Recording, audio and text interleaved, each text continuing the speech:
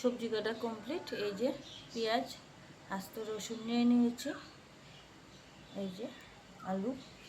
এখন এগুলো পেস্ট করে নেব।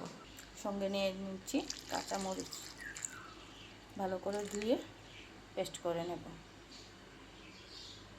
আদা, রসুন, পেঁয়াজ।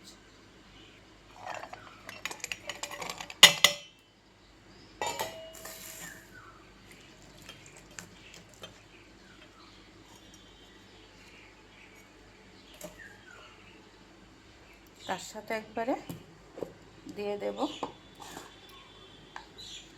জিরে গুঁড়ো,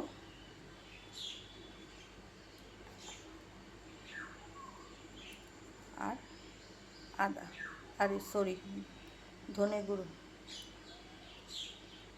দিয়ে ভালোভাবে পেস্ট করে নেব। সঙ্গে দিয়ে দেব ঝাল লঙ্কার গুঁড়ো।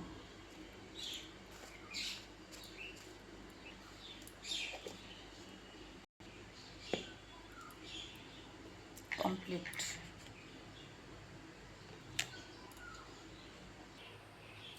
কড়াই বসিয়ে দিয়েছি, গরম হয়ে গেছে। দিয়ে দেব তেল। মাংসটা সরিষার তেল দিয়ে রান্না করে খেতে বেশি ভালো লাগে, তাই দিয়ে দিলাম সরিষার তেল।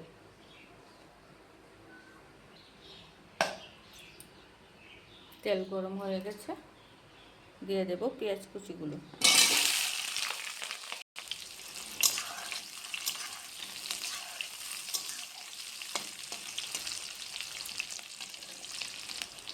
দিয়ে দেব লবণ।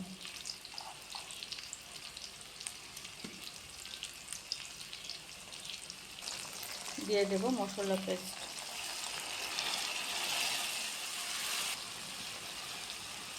দিয়ে দেব হলুদ গুঁড়ো।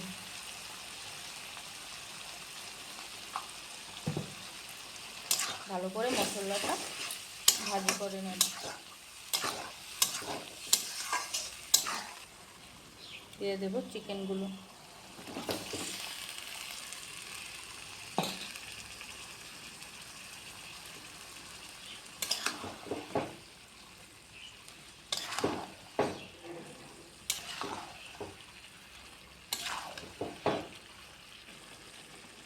ভালোভাবে নাড়াচাড়া করে দিয়েছি। এখন কিছুক্ষণের জন্য জালটা একদম লো ফ্লেমে রেখে দেব, কারণ এটা দেশি মুরগি, সিদ্ধ হতে একটু সময় লাগবে।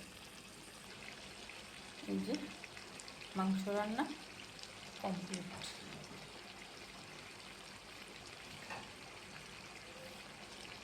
ভাজিটা হয়ে আসছে। এখন ঝোল দিয়ে দিলে মাংস রান্না কমপ্লিট হয়ে যাবে। অনেকটা হয়ে গেছে।